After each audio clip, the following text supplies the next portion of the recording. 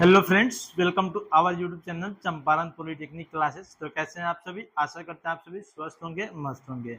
जैसा कि आप लोगों से मैंने एक बात बोला था कि डेली थर्मोडायनेमिक्स का प्रीवियस ईयर क्वेश्चन जितने सारे आरआरबी जेई, एसएससी जेई और ऑल स्टेट एजेई में जितने सारे क्वेश्चन पूछे गए हैं आपको थर्मोडायनेमिक्स के, उन सभी का हम लोग डेली डिस्कस करते हैं हाफ एन आवर, जो आपको आपके अपने YouTube channel Champaran polytechnic classes पे वीडियो के रूप में मिलेगा, जिसका लेक्चर नंबर 4 जो है आज हम लोग देखने वाले हैं। इसके पहले ऑलरेडी हम लोग 3 लेक्चर देख चुके हैं, जिसमें हम लोग 60 क्वेश्चन अप्रोक्स 60 क्वेश्चन जो है वो एनालिसिस कर चुके हैं। आज के वीडियो में हम लोग 61 नंबर क्वेश्चन से स्टार्ट करेंगे। तो जो बच्चे अभी तक एक भी वीडियो नहीं देखे हैं उन लोगों से मैं यह रिक्वेस्ट करूंगा कि वो फर्स्ट वीडियो से ही देखना स्टार्ट करें, ताकि उनको अच्छा से समझ में आ सके। तो आइए हम लोग आज लेक्चर नंबर 4 को स्टार्ट करते हैं।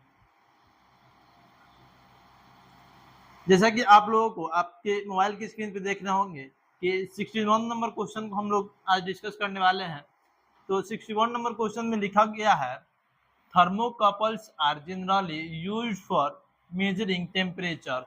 थर्मोकपल जो है जनरली कितने टेम्परेचर को मेजर करने के लिए उपयोग किया जाता है। तो इसमें ऑप्शन जो है आपका 500 degree Celsius, 1000 degree Celsius, 1500 degree Celsius और 2000 डिग्री सेल्सियस। तो इसका राइट आंसर जो है आपका ऑप्शन नंबर सी जो है 1500 डिग्री सेल्सियस, वो क्वेश्चन नंबर 61 का राइट आंसर हो जाएगा। इसके बाद है आपके 62 number question, which of the following is not a point function of the system. तो पॉइंट फंक्शन और पाथ फंक्शन आप लोगों को मैं पहले ही बता दिया था कि पाथ फंक्शन जो है आपके केवल हीट एंड वर्क होते हैं, और बाकी सभी जितने प्रॉपर्टी होते हैं वो क्या होते हैं, आपके पॉइंट फंक्शन होते हैं। तो इसमें पूछा गया है कि पॉइंट फंक्शन कौन सा जो है वो नहीं है। तो टेम्परेचर जो क्या है आपका पॉइंट फंक्शन है, प्रेशर भी क्या है पॉइंट फंक्शन है, स्पेसिफिक वॉल्यूम भी क्या है पॉइंट फंक्शन है, लेकिन हीट जो है आपका पॉइंट फंक्शन नहीं है। तो ऑप्शन नंबर डी जो है वो 62 नंबर क्वेश्चन का राइट आंसर आपका हो जाएगा। इसके बाद है आपके 63 और 64। 63 नंबर क्वेश्चन है आपका, the enthalpy of an ideal gas is a function of. Enthalpy जो है किसका फंक्शन होता है? Pressure only, volume only, temperature only और नॉन ऑफ दिस। तो इसका ऑप्शन जो है option number C temperature only, ये आपका राइट आंसर हो जाएगा क्वेश्चन नंबर 63 का। ऑप्शन नंबर सी जो है वो राइट आंसर है, क्योंकि इंथैल्पी जो है आपका टेम्परेचर पे केवल डिपेंड करता है। उसके बाद है आपके 64 number question, 1 degree Celsius is equal to. 1 degree Celsius जो है किसके इक्विवेलेंट होता है? तो आप लोगों को पता है कि 0 degree Celsius equal to 273.15 kelvin के बराबर होता है। कितना के बराबर होता है? 273.15 केल्विन के बराबर होता है। कितना? 0 डिग्री सेल्सियस। और आपसे पूछा गया है 1 डिग्री सेल्सियस। तो 1 डिग्री सेल्सियस जो है आपका किसके बराबर हो जाएगा? 274.15 केल्विन के बराबर हो जाएगा, जो कि ऑप्शन नंबर इसमें बी में दिया हुआ है। तो ऑप्शन नंबर बी जो है क्वेश्चन नंबर 64 का राइट आंसर आपका हो जाएगा। क्वेश्चन नंबर 64 का ऑप्शन नंबर बी।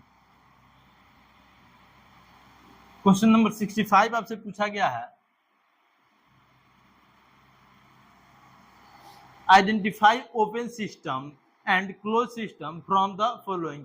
यानी कि दिया हुआ है उसमें से आपको ओपन सिस्टम और क्लोज सिस्टम को आइडेंटिफाई करना है, जिसमें ऑप्शन नंबर ए में आपका दिया हुआ है blood circulation and respiration in human body. Human body में ब्लड सर्कुलेशन और रेस्पिरेशन जो है आपका ओपन सिस्टम और क्लोज सिस्टम का एग्जाम्पल है। तो ये नहीं है, क्योंकि इसमें मास और एनर्जी दोनों का इंटरेक्शन होता है आपका। उसके बाद बोल रहा है fuel system and radiator in cars. Fuel system और रेडिएटर इन कार्स, कार्स के रेडिएटर में और फ्यूल सिस्टम में। तो क्या ओपन सिस्टम और क्लोज सिस्टम के एग्जांपल है? नहीं, ये भी एग्जांपल नहीं है। आपके ऑप्शन नंबर सी में दिया हुआ है एयर कंप्रेसर और बॉयलर। तो आप लोग जानते होंगे कि बॉयलर वैसा डिवाइस होता है जो कि हीट का ट्रांसफर क्या करता है? हीट का ट्रांसफर करता है। इसमें मास का ट्रांसफर नहीं होता। और एयर कंप्रेसर में जो है मास के साथ साथ हीट दोनों का एनर्जी दोनों का ट्रांसफर होता है। तो आपका ऑप्शन नंबर सी जो है एयर कंप्रेसर एंड बॉयलर, ये राइट आंसर हो जाएगा, क्योंकि एयर कंप्रेसर जो है आपका मास और एनर्जी दोनों का इंटरेक्शन करता है और बॉयलर जो है आपका केवल एनर्जी का इंटरेक्शन करता है। तो ऑप्शन नंबर सी जो है इसका राइट आंसर हो जाएगा क्वेश्चन नंबर 65 का। क्वेश्चन नंबर 66,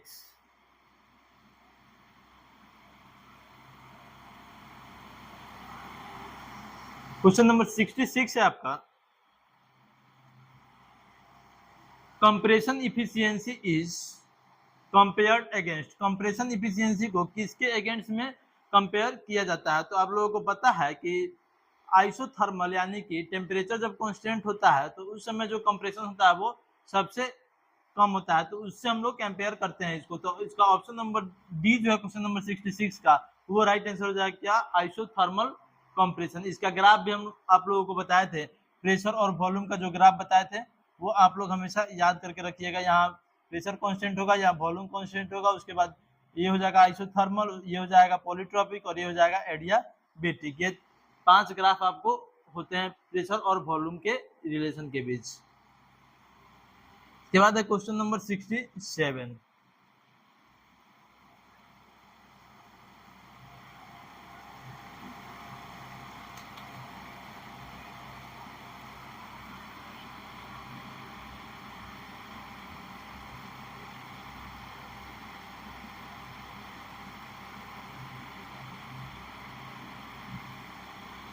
इसके बाद क्वेश्चन नंबर 68 को हम लोग देखते हैं।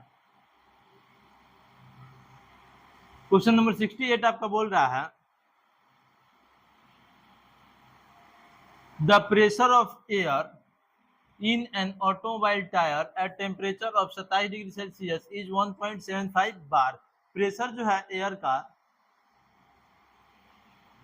The pressure of air in an automobile tyre is, temperature जो है 27 डिग्री सेल्सियस दिया हुआ है, प्रेशर दिया हुआ है, gauge pressure 1.75 bar. Due to running the temperature of air in the rises to 87 degree Celsius, यानी कि टेम्परेचर जो है आपका बढ़ जा रहा है, कितना बढ़ जा रहा है, तो 27 डिग्री सेल्सियस से 87 डिग्री सेल्सियस हो जा रहा है। What will be the gauge pressure during this running, running के दौरान गेज प्रेशर आपका कितना होगा ये आपको निकालना है, जिसमें पी एटमॉस्फेरिक दिया हुआ है आपका 1.01 बार और वॉल्यूम जो है टायर का वो क्या है, कांस्टेंट है। जैसा कि आप लोगों को पता होगा कि इसमें दिया हुआ आपका टेम्परेचर यानी कि T1, यहां लिख देंगे गिवन,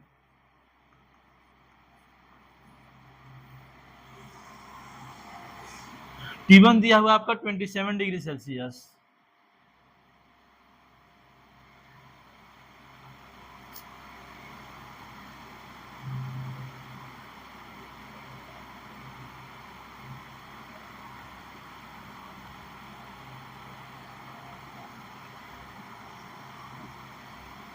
T1 आपका कितना दिया हुआ है, 27 डिग्री सेल्सियस।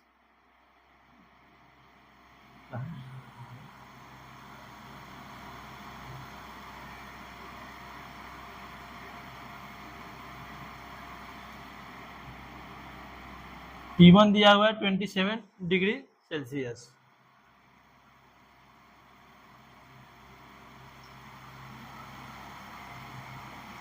इसमें हम लोग गिवन लिखेंगे, गिवन डाटा जो दिया हुआ है उसको लिखेंगे, जिसमें T1 है आपका 27 डिग्री सेल्सियस, इसको केल्विन में बदलेंगे तो 273 आपको इसमें ऐड कर देंगे, जैसा कि आप लोगों को मैं अभी बताया था। तो ये हो जाएगा आपका 300 केल्विन।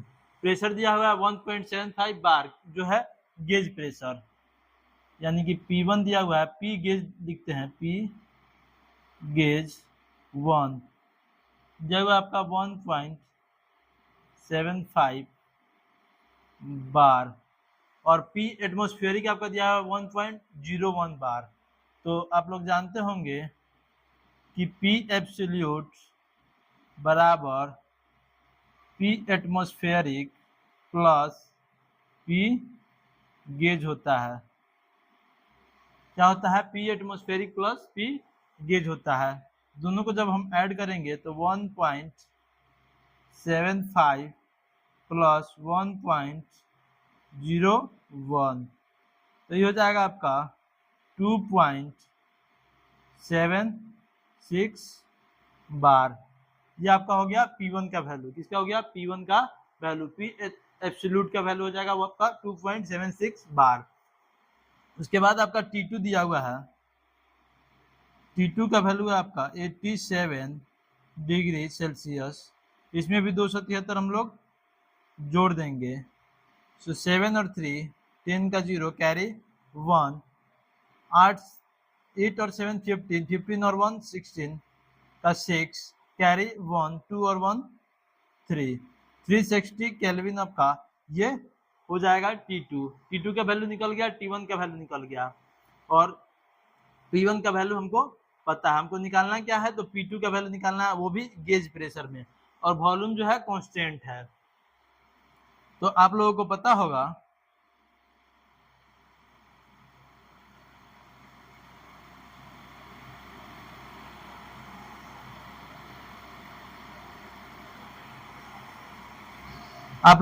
होगा कि वॉल्यूम जब कांस्टेंट होता है, एडियाबेटिक इक्वेशन होता है आपका P1 V1 by T1 equal to P2 V2 by T2, चूंकि V1 इक्वल टू V2। जब आपका वॉल्यूम कांस्टेंट हो जाएगा तो P1 by T1 equal to P2 by T2। क्या हम लोग ये लिख सकते हैं? अगर लिख सकते हैं तो T2 का पता है, T1 पता है, P1 पता है, तो P2 हम लोग निकाल सकते हैं। तो P2 equal to P1 into T2 by T1, ये आपका हो जाएगा। तो P2 हम लोग जब निकालेंगे तो P1 का वैल्यू आपका कितना दिया हुआ है? P1 का वैल्यू जो एब्सोल्यूट हम लोग निकाले हैं 2.76 बार। तो P1 का वैल्यू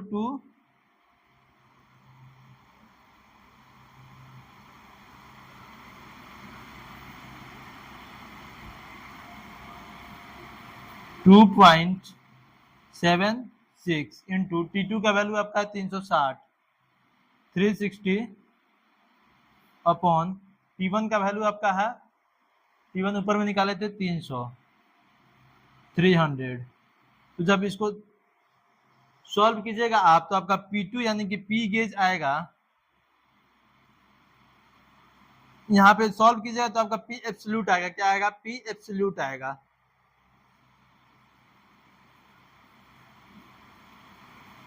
P एब्सोल्यूट आएगा। तो इसको हम लोग सॉल्व कर लेते हैं।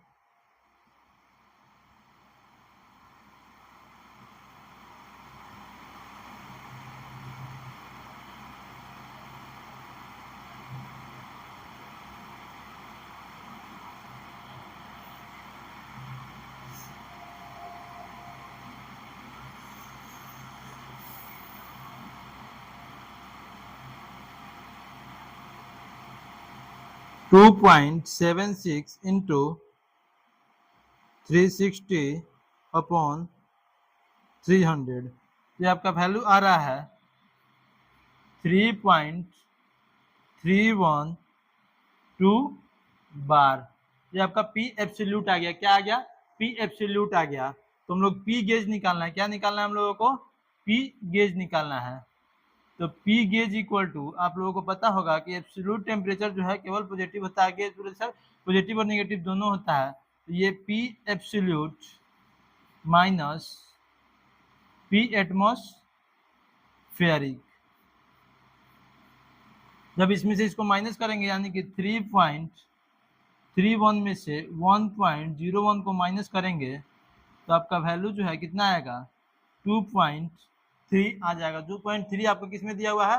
तो ऑप्शन नंबर ए जो है 2.302 बार, ये आपका राइट आंसर हो जाएगा। क्या हो जाएगा? 2.0302 बार, ये आपका राइट आंसर हो जाएगा, जो कि यहाँ पे आपका आ चुका है।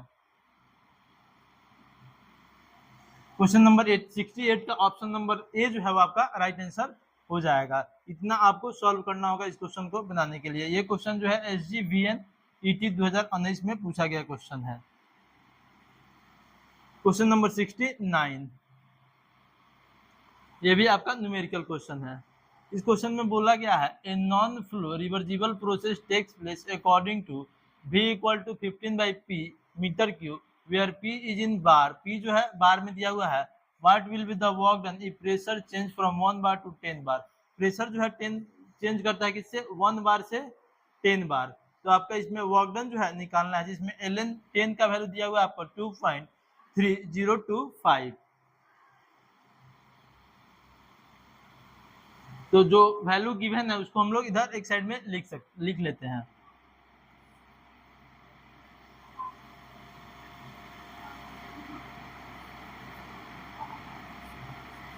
Given v equal to 15/p metre cube, तो क्या इसको हम लिख सकते हैं p इक्वल टू 15/v, ये भी हम लिख सकते हैं क्योंकि यहाँ दिया हुआ है। तो क्या हो जाएगा आपका बार में हो जाएगा। उसके बाद जो है आपका क्या दिया हुआ है, प्रेशर दिया हुआ है P1 और P2 का वैल्यू। P1 दिया हुआ है 1 बार, P2 दिया हुआ है आपका 10 बार। और प्रोसेस जो क्या है आपका pressure change from 1 bar to 1 bar, non flow reversible process है। क्या है नॉन फ्लो रिवर्सिबल प्रोसेस है। तो टेम्परेचर जो है इसमें क्या हो जाएगा कांस्टेंट हो जाएगा, तो T1 इक्वल टू T2 हो जाएगा।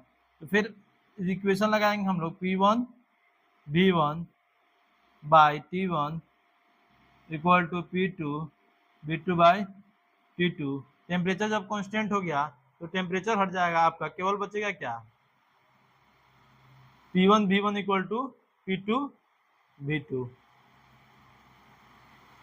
क्या बचेगा P1 V1 equal to P2 V2।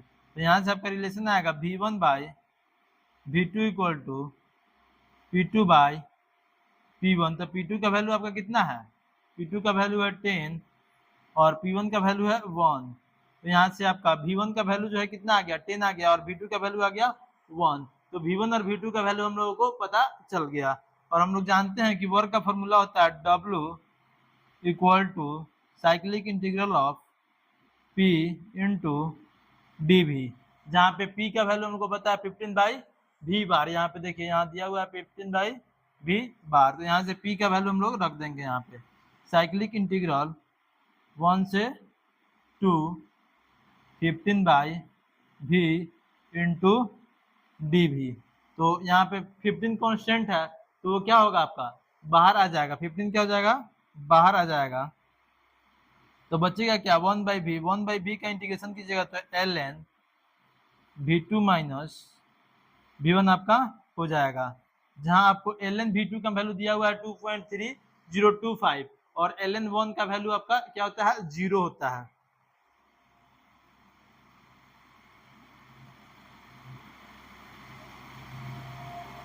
तो यहाँ पे देखिए v2 जो है आपका 1 है और v1 जो है 10 है, तो 15 इंटू ln 1 माइनस ln 10।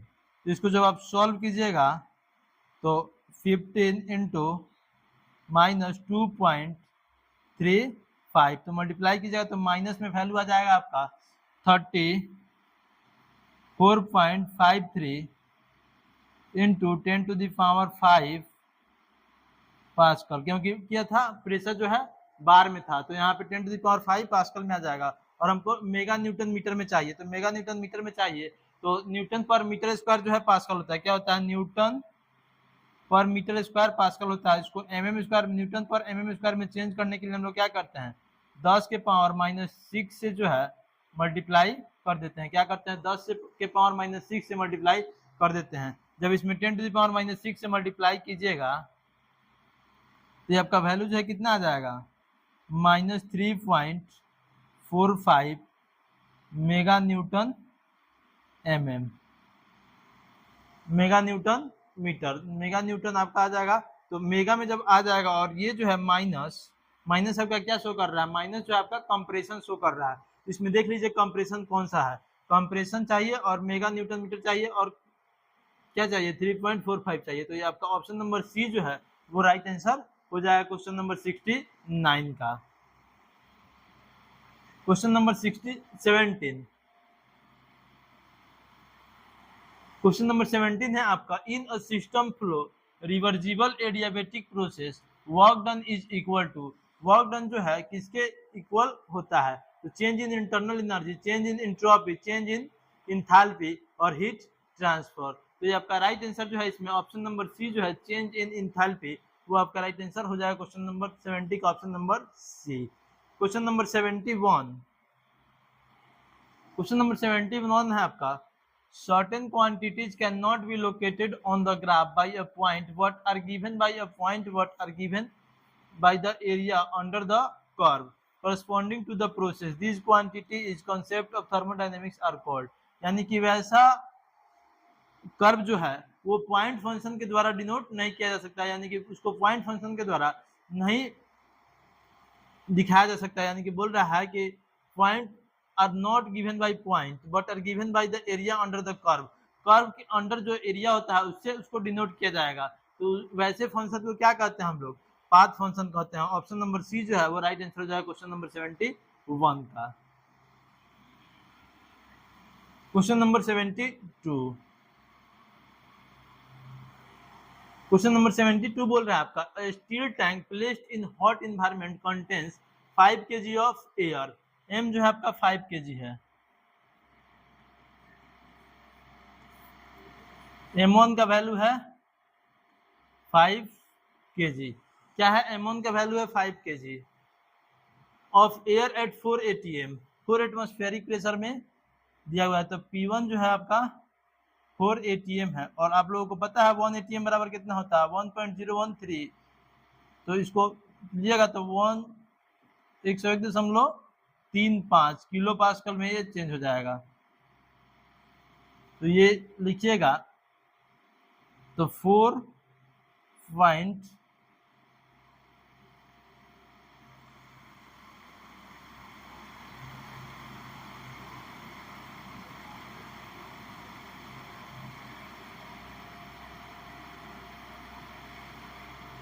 ये आपका गुना कीजिएगा तो 405 किलो पास्कल जो है आपका अप्रोक्स आ जाएगा। P1 का वैल्यू कितना आ जाएगा 405 किलो पास्कल। उसके बाद जो है आपका दिया हुआ है P1 हो गया, उसके बाद अ portion of the air is released till pressure become 2 atm, यानी कि P2 दिया हुआ आपका 2 atm, 2 atm, तो इसको किलो पास्कल में कन्वर्ट करेंगे तो 2 इंटू 101.35 तो 202 किलो पास्कल के अप्रोक्स में आपका ये आ जाएगा P2।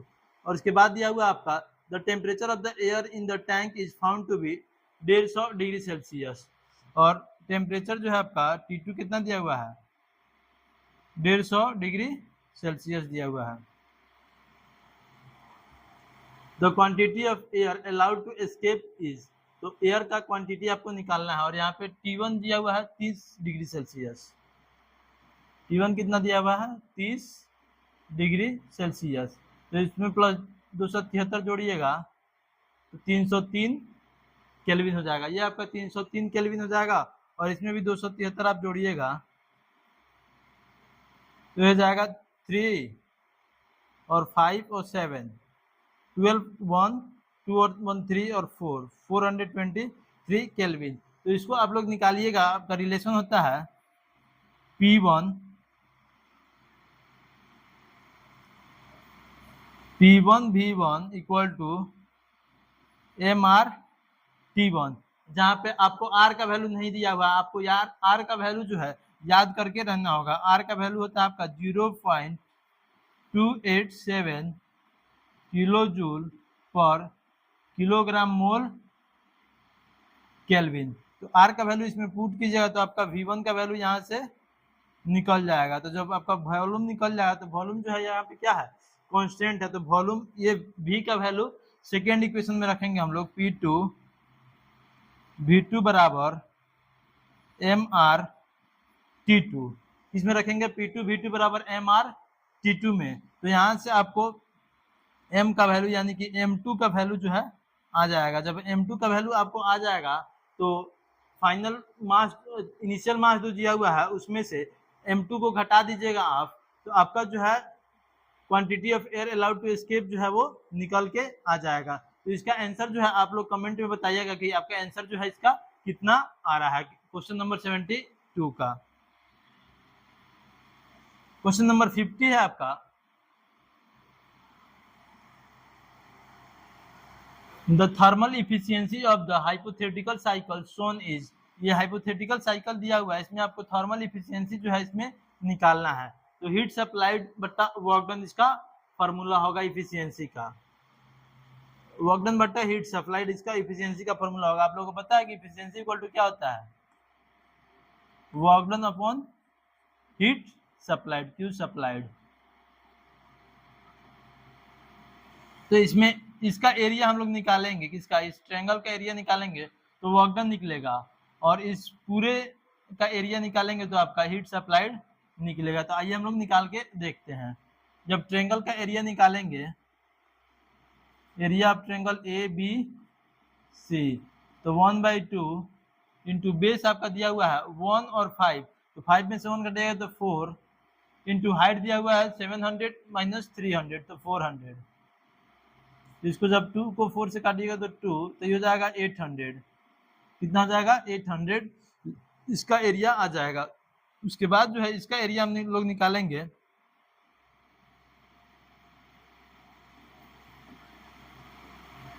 एरिया ऑफ OACB, यानी कि पूरा का एरिया हम लोग निकालेंगे। तो इसको QS मान लेते हैं और इसको W मान लेते हैं।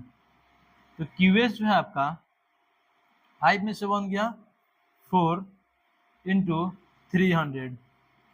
रेक्टेंगल का कैसे निकालते हैं, लेंथ इंटू ब्रेथ, प्लस आपका ट्रायंगल का कितना आया है 800। जब दोनों को जोड़िएगा तो 1200 प्लस 800 2000, और इफिशियंसी हमको निकालना है। तो work done by heat supplied, तो वर्क डन 800 और हीट सप्लाइड 2000, तो इसको कीजिएगा तो 0.4 जो है आपका थर्मल इफिशियंसी आ जाएगा, जो कि ऑप्शन नंबर सी में दिया हुआ है। ये आपका 73 का ऑप्शन नंबर सी जो है वो राइट आंसर हो जाएगा। Question number 74,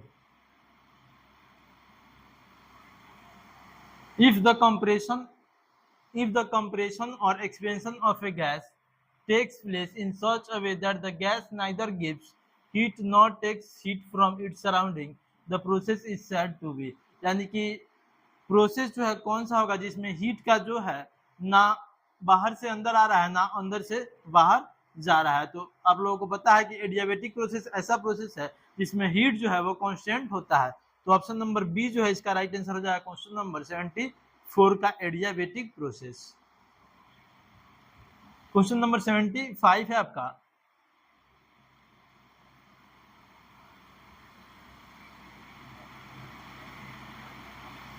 in an adiabatic process PV equal to a constant, PV के power n equal to a constant, PV by rho के power gamma equal to a constant, और PV by k के power rho equal to a constant. तो आप लोगों को पता है कि एडियाबेटिक प्रोसेस में गामा जो है इसका एडियाबेटिक इंडेक्स होता है। तो आपका ऑप्शन नंबर सी जो है ये राइट आंसर हो जाएगा, P बाई रो के power gamma equal to a constant. Option number C जो है 75 का राइट आंसर हो जाएगा। क्वेश्चन नंबर 76 नंबर क्वेश्चन है आपका, the equation PV equal to MRT, ये इक्वेशन अभी हम लोग लगाए हुए थे, इज एसेंशियल वैलिड फॉर, ये इक्वेशन जो है किसके लिए वैलिड होता है। तो आप लोगों को पता है कि ये इक्वेशन जो है आपका परफेक्ट गैस के लिए वैलिड होता है। क्वेश्चन नंबर 76 का ऑप्शन नंबर ए जो है वो राइट आंसर हो जाएगा। Question number 77, the weight of oxygen in atmosphere, atmosphere में ऑक्सीजन का वेट कितना होता है। तो आप लोगों को पता है कि ऑक्सीजन का जो है वेट एटमोस्फेयर में 23% होता है और नाइट्रोजन का जो है 71% होता है। तो ये आपका right answer option number C हो जाएगा 77 का। Question number 78,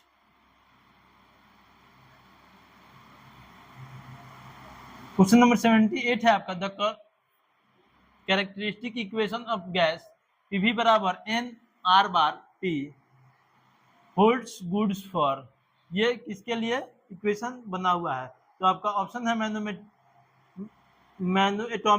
monoatomic gases, diatomic gases, real gases और आइडियल गैसेस। तो इसका राइट आंसर जो है आपका आइडियल गैस जो है वो हो जाएगा, जिसमें R बार का वैल्यू होता है आपका, R जो है यूनिवर्सल गैस कांस्टेंट है। नहीं, कैरेक्टरिस्टिक गैस कांस्टेंट है। आर जो है यूनिवर्सल गैस कांस्टेंट है और ये जो है कैरेक्टरिस्टिक गैस कांस्टेंट है, जिसका वैल्यू होता है 8.314 किलो जूल पर किलोग्राम मोल केल्विन, किलो मोल केल्विन। और आर का वैल्यू जो है, जो यूनिवर्सल गैस कांस्टेंट होता है, उसका वैल्यू होता है 0.287 किलो जूल पर किलोग्राम मोल केल्विन। तो इसका 8.314 होता है और इसका 0.287 होता है। ये बहुत सारे एग्जाम में पूछे जा चुके हैं, तो इसको आप लोग याद जरूर कर लीजिएगा। उसके बाद क्वेश्चन नंबर 79 है आपका, Orsat apparatus is used for analysing. Orsat apparatus जो है किसको एनालाइज करने के लिए यूज किया जाता है? तो इसका राइट आंसर आपका हो जाएगा option number D, flue gas. Last question है आपका question number 80।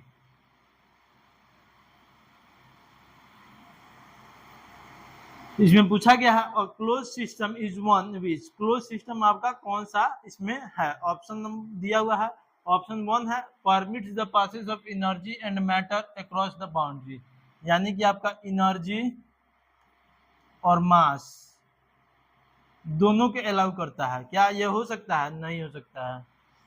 Does not permit the passage of energy and matter across the boundary, energy और मास दोनों को नहीं पास करने देता है। तो क्या ये हो सकता है? ये आइसोलेटेड सिस्टम का एग्जांपल है, ये भी नहीं होगा।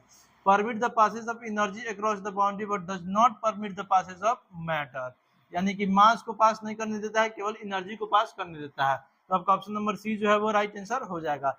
ऑप्शन नंबर डी भी देख लेते हैं, permit the passage of energy across the boundary but does not permit the passage of matter. देखिए ऑप्शन नंबर सी और डी जो है दोनों सेम है, इसमें से कोई भी आप मार सकते हैं, लेकिन आपका ऑप्शन नंबर सी और डी दोनों सेम है तो दोनों आप मार सकते हैं। तो क्वेश्चन नंबर 80 का जो है ऑप्शन नंबर सी और डी दोनों सही हो जाएगा।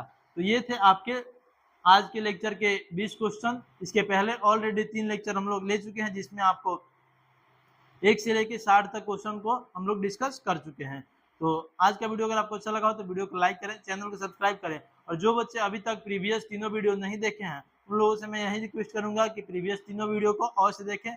और डेली जो है आपको आपके यूट्यूब चैनल पे लगातार थर्मोडायनेमिक्स के जितने सारे प्रीवियस ईयर क्वेश्चन पूछे गए हैं, यानी कि SSC, JEE, all state AE, यानी कि assistant engineer, junior engineer, PSC, इन सभी में जितने सारे थर्मोडायनेमिक्स से क्वेश्चन पूछे गए हैं सभी का एनालिसिस जो हम लोग डेली कर रहे हैं उसको अवश्य देखें। इसके लिए आप हमारे चैनल को सब्सक्राइब अवश्य कर ले ताकि आपको इसका नोटिफिकेशन भी मिल सके। धन्यवाद, आपका दिन शुभ हो।